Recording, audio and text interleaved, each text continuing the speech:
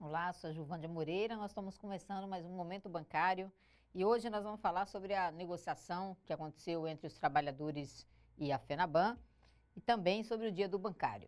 Nossa primeira rodada de negociação da Campanha Nacional dos Bancários, ela falou sobre o tema emprego. E para a gente conversar sobre esses dois pontos aqui, sobre o emprego na categoria, sobre o que a gente discutiu nessa rodada de negociação e também sobre o Dia do Bancário, que é no dia 28 de agosto, nós estamos aqui primeiro com o professor Moisés, que é coordenador do Centro de Pesquisa 28 de agosto. Moisés Marques, boa noite, professor, obrigado pela presença. E estamos aqui também com o nosso secretário de Cultura aqui do sindicato, Marcelinho, que é bancário do Banco Santander. Quer dizer, já foi bancário primeiro do Real? Banco Real, depois a BN. A BN, Banco Holandês, e agora o Banco Espanhol. E agora Santander. Boa noite, Marcelinho. Boa noite, Juvândia. Boa noite, Moisés. Boa noite aos bancários e às bancárias. Muito bem. Nossa primeira rodada de negociação, professor Moisés, nós discutimos a nossa grande preocupação, obviamente, nesse ano é o emprego, e aí tem a venda do HSBC para o Bradesco. São 21 mil trabalhadores no HSBC. A gente, até antes de começar, aqui estava falando da situação de Curitiba, onde tem os centros administrativos do HSBC, aqui em São Paulo ficam os centros administrativos do Bradesco, e o impacto desses empregos lá na cidade de Curitiba, o impacto para essas 21 mil famílias que dependem desses empregos. E os bancos, a gente conversando sobre essa preocupação com os empregos, a nossa reivindicação de garantia de emprego, a FENABAN diz que o setor demite pouco, diz que que a rotatividade do setor é pequena, comparada, eles querem comparar com o comércio, ou querem comparar com a indústria, numa situação que está a indústria aí. E a gente fala, bom, mas nós não estamos comparando, porque aí você tem um sistema financeiro altamente rentável, lucrativo. Queria que você falasse um pouquinho disso. Olha, primeiro, boa noite a todos e a todas. Vejam, os bancos, é evidente, numa negociação salarial, a primeira coisa que eles vão fazer é chorar um pouco, mas vejam, se a gente olhar os resultados agora do segundo trimestre, quase 6 bilhões o lucro do Itaú, 4 bilhões e meio o lucro do Bradesco, 3 bilhões o lucro do Banco do Brasil, 1 bilhão e 675 o lucro do Santander. Vocês vão ver que, primeiro, os bancos continuam tendo uma rentabilidade muito alta. No caso, por exemplo, do Itaú, foi o melhor resultado do segundo trimestre da história do Itaú. Então, eles não podem reclamar de resultados, principalmente com uma taxa Selic na altura que está. Eles têm uma boa parte dos ativos aí em títulos públicos, então os resultados continuam muito altos. E comparar com a indústria, principalmente, é até uma covardia, né? A indústria refluiu 6% e eles cresceram, os lucros cresceram 40% em relação ao primeiro semestre do ano passado. Então, o cenário, os bancos não têm um cenário recessivo e muito pelo contrário, se a gente está numa situação econômica um pouco mais delicada, é um cenário em que as empresas, em geral de serviços ou indústria, vão buscar recursos nos bancos. Então, os bancos tendem a ganhar ainda mais, né? Então, o que está acontecendo e que é um pouco preocupante é que, primeiro, ainda continua, como a gente já tinha previsto em outras ocasiões, ainda continuam as ondas de fusões e aquisições, agora, no caso, o HSBC. Uma concentração gigantesca. Uma concentração gigantesca em poucas mãos, né? A gente fica sem opção, né? A gente fala muito da mídia em 6 famílias, mas os bancos também não são muito diferentes disso. Quer dizer, a gente tem uma concentração muito grande e isso cria um problema, inclusive, para a estratégia de desenvolvimento do país, né? Se a gente pensar o seguinte, bom, num cenário um pouco mais complicado economicamente, você precisa de crédito. E os bancos privados, em geral, quando está acontecendo alguma coisa assim, eles refluem um pouco no crédito. E é o que está acontecendo novamente, quer dizer, se os bancos públicos agora, estimulados pelo governo, não dão crédito, não fazem uma alavancagem de crédito, nós vamos ter mais problemas na economia. Então, Que é o que está acontecendo, basta olhar o balanço, né, dos bancos. A gente vê assim, cresceu muito o lucro que eles estão emprestando para o governo, né, comprando títulos. Isso. Mas a carteira de crédito mesmo não tem... cresceu tanto. E a gente não tem nenhum grande motivo para isso, porque a inadimplência, por exemplo, não cresceu muito. Então, é interessante isso. Eles vão sempre por porto mais seguro, obviamente, isso é estratégico e tal, mas o grande debate que ainda não foi feito é como o setor financeiro contribui para o desenvolvimento do país. Na verdade, toda vez que o país precisa do setor financeiro, enquanto eles estão lucrando com o governo, com os títulos públicos, tudo bem, mas quando o governo ou o país precisa, parece que eles tiram um pouco por corpo fora, e isso já aconteceu outras vezes também. É verdade, nesse caso eles estão tirando mesmo, se a gente olhar o balanço. E eu acho que tiram não emprestando e não financiando o setor produtivo para gerar emprego e para o Brasil não entrar nessa recessão.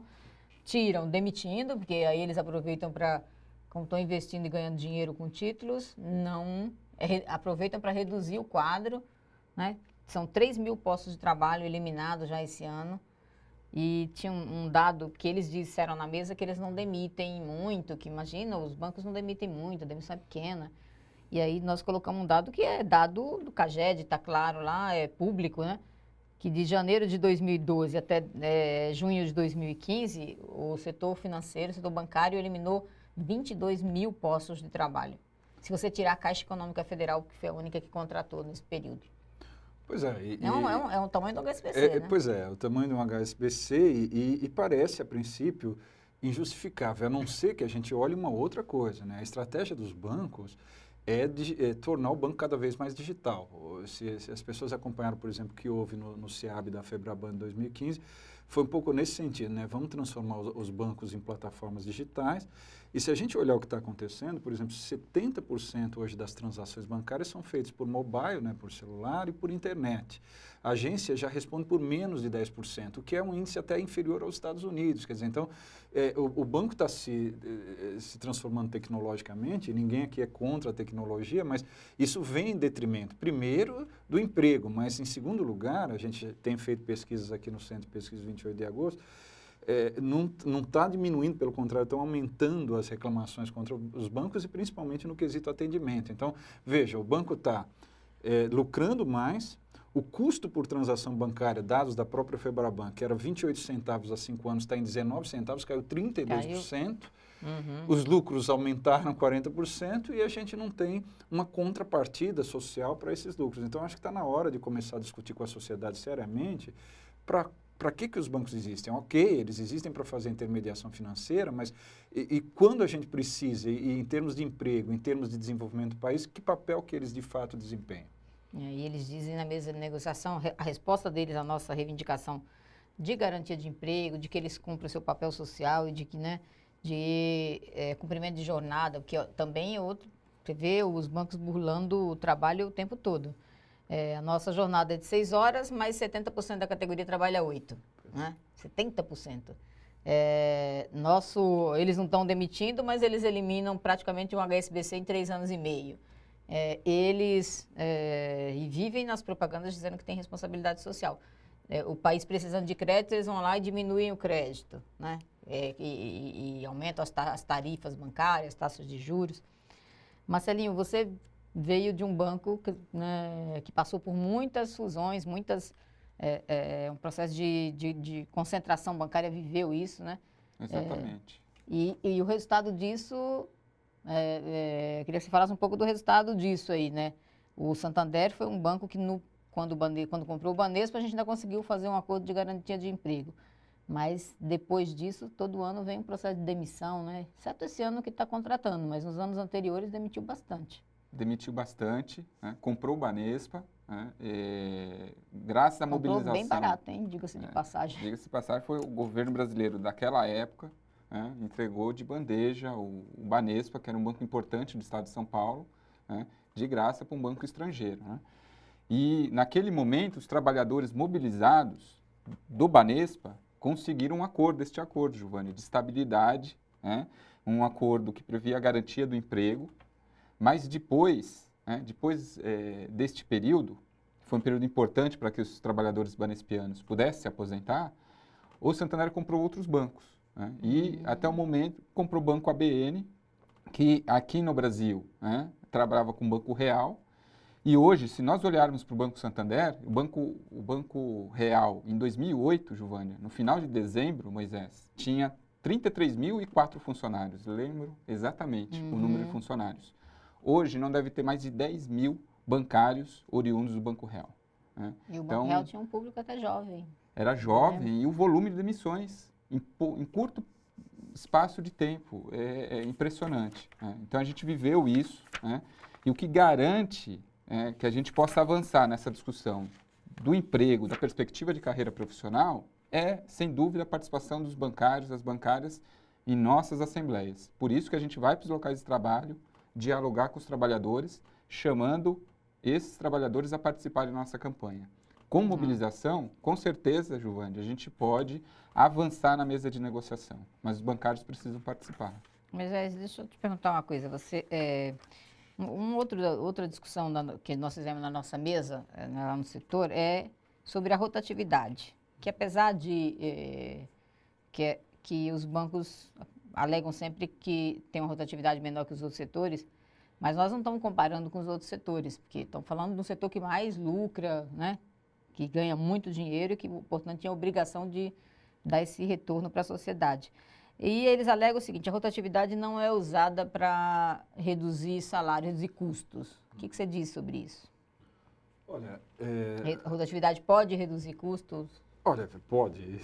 Ela é utilizada em geral, nas indústrias em geral, para redução de custo. Agora, não tendo os números aqui de cabeça, mas a gente pode afirmar o seguinte: se a gente olhar no tempo, né, como vem se comportando o número de empregos no setor bancário, e olhar em que funções e cargos esse emprego vem sendo distribuído, como é que está, por exemplo, o salário médio do bancário e tal, se isso não vem, por exemplo, vamos supor que a gente tenha o salário médio no Brasil subiu X, o salário médio da categoria subiu X, e em determinados cargos ou em determinados setores não subiu na mesma média. Então, a gente poderia afirmar que está sendo usado, por exemplo, a rotatividade, o que a gente chama de turnover, para baixar custo de folha de pagamento. Mas a grande questão é a seguinte: por que também não se demite como nas outras indústrias no setor bancário? Primeiro, porque o setor bancário já tem uma relação, número de funcionários-clientes,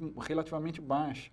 Né? Por que tem relativamente baixo? Porque automatizou muito, né? E ele acaba precisando de um funcionário um pouco mais especializado. E o que os bancos vêm falando, com essa guinada para o que eles chamam de estratégia do banco digital, é uma coisa complexa, que é: nós vamos fazer o cliente receber o empowerment, né? Empoderamento. Empoderamento para o cliente significa o seguinte: o cliente vai fazer a maior parte das transações, vai ter menos funcionários para ele conversar, e ele vai correr mais risco. Ele vai se autoatender. Ele vai se autoatender. Então, assim, isso explica um pouco esse dado que eu falei agora há pouco, que é um dado da própria Febraban, que você tinha uma transação a 28 centavos há 5 anos e caiu 32%. Claro. Então, assim, o cliente, se ele não se aperceber disso, ele está trabalhando para os bancos, que são um setor que tem grande rotatividade, grande lucratividade, e, ao mesmo tempo, estão tendo menos assistência, isso é comprovado pelo número de reclamações, principalmente de atendimento, do funcionário, porque o funcionário se desdobra. Então, o funcionário se desdobrando, é evidente que talvez a gente tenha menos rotatividade, mas a gente tem um funcionário talvez trabalhando mais cansado. O próprio dado se mostrou: 70% dos funcionários trabalham mais do que as 6 horas regulamentares. Antes era o contrário, era 60% trabalhava 6 horas e 40% trabalhava 8. Senão a equação não fecha, né? Exatamente. Então, está mais sobrecarregado. E nós, você falando aqui da tecnologia, essa começa a ser uma grande preocupação nossa, é o impacto disso para a jornada, o impacto disso no ambiente de trabalho, o impacto disso no atendimento, porque muitos clientes estão sendo expulsos da agência bancária, inclusive impedidos mesmo fisicamente de entrar na agência. Nós temos uma reivindicação que é instaurar uma comissão que discuta esses impactos, né, no trabalho e na vida do trabalhador, no atendimento ao cliente, exatamente para que a gente... hoje nós não temos nem informação, quando a gente vê os bancos estão fazendo. Exatamente. a gente vai descobrindo o que eles estão fazendo. A gente quer o contrário, quer o que já tem, em alguns países isso já existe, para você implementar um processo de trabalho que afete um novo processo, uma tecnologia que afete o trabalho, o sindicato tem que ser informado, né? Isso tem que ser um processo negociado. Aqui não, aqui a empresa pode fazer o que quer, né? Isso é uma coisa que o Brasil tem uma liberalidade nesse sentido.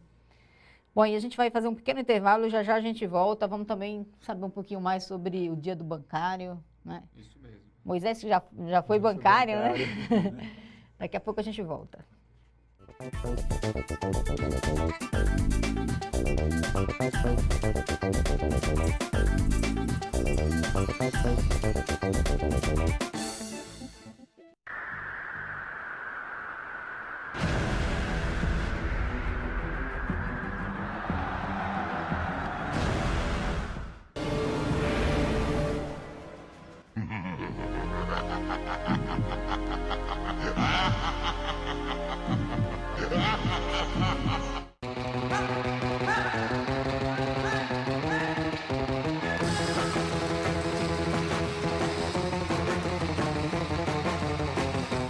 A campanha nacional 2015 já começou e neste ano com uma novidade, a Rádio dos Bancários.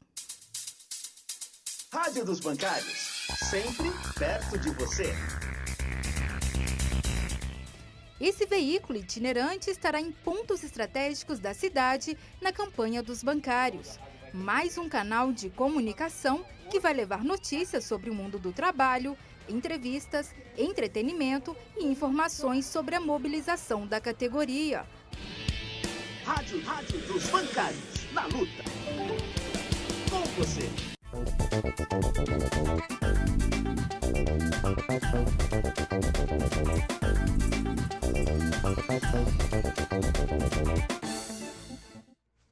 Estamos de volta no Momento Bancário, falando sobre a negociação que aconteceu, primeira rodada de negociação, que o tema era emprego, e também o Dia do Bancário. Dia 28 de agosto é o Dia do Bancário. Marcelinho, o Dia do Bancário, normalmente, nos anos anteriores, a gente fazia a festa do chopp para comemorar o Dia do Bancário, fazia um bolo, ia nas concentrações. O que está programado para esse ano? Esse é o seu primeiro ano na Secretaria Cultural. Estava dizendo aqui que você acabou com a festa do chopp. Veja bem. Conta bem essa história. Tem que explicar direitinho, não tem como acabar com a festa do chopp, e a gente vai explicar. Nós pensamos um modelo diferente para este ano, né? Nós temos surpresas para o dia 28, é uma sexta-feira, dia do bancário. Por conta de pouco tempo de divulgação, nós optamos em fazer a festa do chopp para o dia 30 de outubro. Né? Então, a festa do chopp vai demorar um pouquinho mais e a gente vai ter um pouco mais tempo para a divulgação desse evento que é muito solicitado pelas bancárias e bancários. Então, vai ser a festa do chopp para o dia 30 de outubro. E agora, dia 28 de agosto, nós temos uma programação, né? 4 eventos programados para o dia 28 de agosto para comemorar o dia do bancário, da bancária. Primeiro evento, Juvândia, Moisés, vai ser um sarau dos bancários, no espaço Lélia Abramo, que fica na Regional Paulista, né?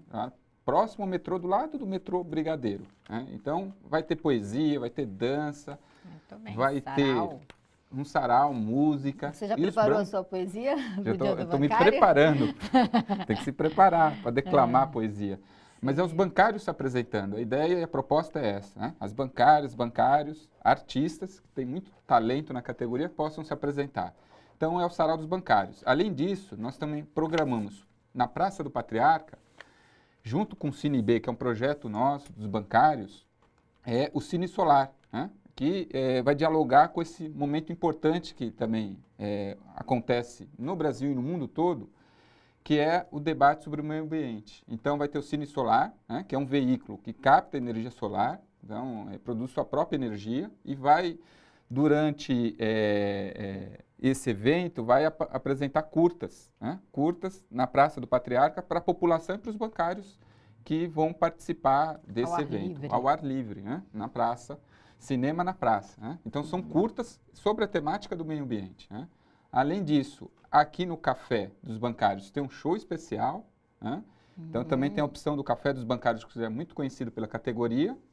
E também outro debate, outro evento, que é a Marcha Mundial do Clima, que pediu espaço para nós, a gente estabeleceu essa parceria e que os bancários e bancárias que têm interesse sobre esse tema possam participar também desse debate. E no sábado tem mais programação, que é a final de um campeonato super disputado, que é o campeonato de futebol de salão, masculino e feminino, né? Então, até o sábado tem programação para que as bancárias, bancários possam comemorar esse dia importante, histórico, uma categoria que faz muita luta, que tem muita história no nosso país. Muito bem. O Moisés foi bancário da nossa Caixa. Pois é, extinta a nossa Caixa. E chegou ainda a trabalhar no Banco do Brasil, né? Pois é. Acompanhou um pouco desse processo de transição aí, nossa Caixa para o Banco do Brasil. E o pessoal da nossa Caixa o povo do Banco do Brasil sempre teve meio enciumado aí com o pessoal da nossa Caixa, que tinha um salário médio maior, mas tinha porque sempre teve na mesa de negociação, né? Sempre seguiu a FENABAN e já o Banco do Brasil, na década de 90, passou muito tempo sem reajuste. Não sei se você lembra, Moisés, os reajustes perderam vários direitos, não tinham reajustes, né? Estavam ligados ao governo Fernando Henrique, e nessa época a gente não conseguia nem entregar pauta de reivindicação e eles não estavam na mesa da FENABAN. Eu sempre lembro a importância da unidade nacional, da nossa mesa nacional, né? E você viveu aí um pouco com a realidade de bancário, sabe do que a gente está falando aí desse processo, inclusive de fusão. Eu lembro que quando o Banco do Brasil assumiu, quando foi virar a chavinha, deu um problema danado, né, para o cliente. E eu acho que esse é um cuidado que o Marcelo também já passou por isso. Quando você tem processo de fusão e aquisição, a gente tem que lembrar de duas figuras centrais, aí, o cliente e o funcionário, né?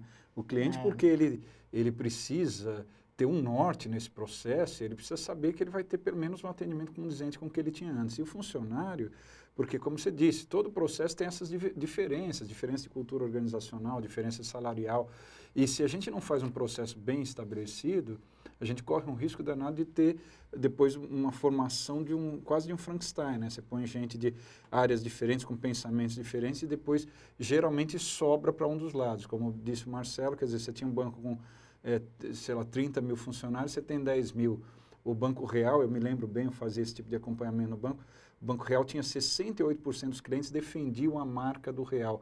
Vamos ver se esse índice se repete, por exemplo, no Santander. Eu tenho certeza de que não. Então, o cliente, ele percebe isso. Quer dizer, 68% lá defende a marca, depois que mudou, ele não tem esse mesmo nível de defesa de marca. Então, o cliente, ele percebe o que está acontecendo e ele sabe, no fundo, que os bancos estão lucrando, mas não estão passando isso para a melhoria do atendimento, por exemplo. É verdade. Marcelinho, você falou, mas não falou da festa do chopp. Falei, olha, se eu não fazer a festa do chopp, se nós não organizarmos a festa do chopp, eu não fico na Secretaria de Cultura. Já divulguei. Já divulgou. 30 de outubro está garantido. O pessoal, é verdade, já divulgou aí. É um período mais quente, né? É um período já, que eles estaremos no meio da primavera. Antes, né? Quem vier antes vai verdade. comprar mais barato. Até 15 de outubro, Giovanni, a gente vai fazer uma venda antecipada, né? Então, até 15 de outubro, o preço está bem barato, uma grande promoção. É R$15 a partir para os sócios. Para os sócios, a partir do dia 16 de outubro até o dia 29 de outubro, ou seja, um dia antes da festa, é R$20 também, uma outra grande promoção. E no dia 30 de outubro, aqueles que deixarem para a última hora, vai ter que pagar os R$30, que foi o valor do ano passado. Então, tem essa grande vantagem que é a venda antecipada, para todo mundo se programar e a gente fazer uma grande festa. É importante, né? A confraternização entre os bancários, né? E bancários aí dos vários bancos se encontram lá, às vezes se conhecem na festa do chopp, porque hoje é difícil, né? No próprio banco é difícil se conhecer. As agências são cada um cuidando da sua carteira de cliente, e muitas vezes com programas internos de remuneração em que um disputa com o outro, né? Para ver quem fica com um montante daquela variável. Que tem, da variável. E tem banco que conta, inclusive, com isso, né? Joga com essa disputa aí. Muito bem. Aí, eu estava lembrando aqui também que a gente já tem definido as datas das próximas rodadas de negociação. Aí, no dia 2 e 3 de setembro, nós vamos falar sobre saúde, segurança e condições de trabalho. E aqui é um tema, Moisés, que tem nos preocupado bastante, né? Marcelinho sabe disso, porque o que nós vimos de adoecimento na categoria bancária, hoje o bancário é um vendedor, né? Os bancários mesmo se definem, hoje nós somos um vendedor e a gente é cobrado o tempo todo de meta, né? E essa mudança tem a ver também com a mudança que, né, o controle da inflação, aí os bancos passaram a também mudar o seu foco de atuação. Ao longo desse tempo, teve várias mudanças no sistema financeiro, né? Pois é, e se a gente pensar bem, né, no caso brasileiro, quer dizer, hoje você já está com 60% da população bancarizada, então você já está chegando num nível de bancarização de países desenvolvidos quase. E os bancos hoje já têm praticamente, a fatia de crédito no PIB também é em torno de 60%. Quer dizer, então, os bancos têm aí um espaço para trabalho grande com um número de bancários relativamente reduzido. Isso gera esse trabalho excessivo e essa busca desenfreada por metas que leva ao adoecimento da categoria. Eu me lembro ainda no último ano de banco, eu saí do banco em 2010, a gente fazia o controle de absenteísmo e via o crescimento da CID, né, do Código Internacional da Doença, das doenças relacionadas à questão psíquica, ou à questão, por exemplo, de depressão, coisa assim. Quer dizer, o bancário, a pressão aumenta tanto que o tipo de doença também vai mudando. Muda, e né? aí, antes você tinha mais as lesões por esforços repetitivos isso, e hoje em agora dia... você tem depressão, você tem as doenças todas relacionadas justamente a esse ambiente mais competitivo, que também é um pouco o legado que a gente recebeu aí dos anos 1990 do neoliberalismo, né? As pessoas se tornando mais individualistas, competem entre si e os bancos, como as empresas em geral, fomentam isso. Então, nós estamos, as pessoas muito competitivas e sofrendo muito quando não atingem determinadas metas ou quando se sentem pressionadas a atingir o mesmo que os colegas, e a gente acaba tendo esse ambiente de assédio moral, por exemplo, que é uma questão que na categoria a gente começou a lutar de uma forma mais específica recentemente, porque isso aumentou sensivelmente dentro da categoria, né? Verdade. Marcelinho, você falou do sarau, mas se a pessoa quiser participar do sarau, como é que ela faz? É importante que envie um e-mail para nós. Tem que mandar um e-mail antes. cultural@spbancarios.com.br para confirmar a presença, para a gente reservar o local, saber o tamanho do público e também para aqueles que forem se apresentar, para que a gente possa colocar na programação. Então, através do e-mail, a pessoa pode confirmar a sua presença e a gente espera que os bancários e as bancárias participem. O sarau é para isso. Muito bem. A gente vai encerrando aqui. Só queria pedir para o Moisés, você falou muito que os bancos têm um papel social, ou seja, na sua função deveriam ter um papel social. E que os bancos brasileiros não cumprem esse papel, né, no geral, exceto aí os bancos públicos, quando o governo faz esse direcionamento, né? Mas quando faz esse direcionamento, que é o caso que foi anunciado agora recentemente, essa linha de crédito especial com juros especiais, né? O que você acha aí que os bancos poderiam fazer, por exemplo, nessa conjuntura que a gente está vivendo, em setores, né, como a indústria tendo redução aí no seu tamanho, o comércio, né? Olha, eu acho que os bancos, como quaisquer outras empresas na sociedade, como o setor praticamente mais lucrativo na economia brasileira nesse momento, eu acho que eles têm um papel a cumprir, eles ganham dinheiro basicamente com dinheiro, né? Então, eles fazem a intermediação e ganham na chamada spread, né? E a gente viu, pelos dados que a gente apresentou aqui, que são lucratividades, resultados muito vultosos aí.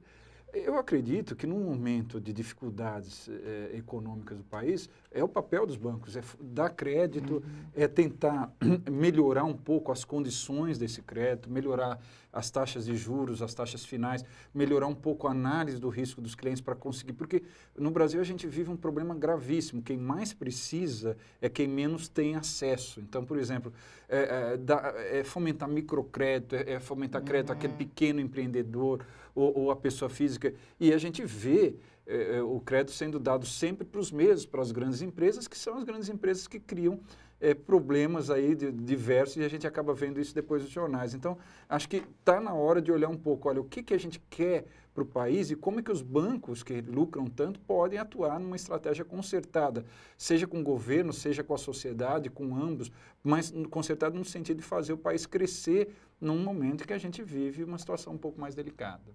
Muito bem. Bom, queria agradecer a presença de vocês, dizer que as próximas rodadas de negociação estão marcadas, como eu falei, dia 2 e 3 é saúde e condições de trabalho. No dia 9 de setembro a gente tem igualdade de oportunidades. No dia 16 já entramos na discussão da remuneração. Então, acompanhem essas negociações, acompanhem a nossa campanha. Você hoje pode também receber as informações diariamente pelo WhatsApp. É só se cadastrar, se você ainda não é cadastrado, está aí no site, se cadastre para receber aí diariamente as nossas informações com o resultado da negociação. A gente já mandou falando da negociação que aconteceu essa semana, além do site onde você encontra todos os detalhes, todas as informações mais detalhadas, a folha bancária e, né, o MB, o momento bancário, a gente faz até um certo momento da campanha, depois nós suspendemos porque a campanha requer da gente mais presença em todos os locais de trabalho. Só começamos muito de madrugada as atividades, né, bem cedo. E, portanto, então, num determinado momento, a gente encerra aí o nosso momento bancário. Nós vamos encerrando por aqui, agradecendo a audiência de vocês, desejando aí um feliz dia do bancário, parabéns para todos os bancários e bancárias pelo dia e um grande abraço a todos.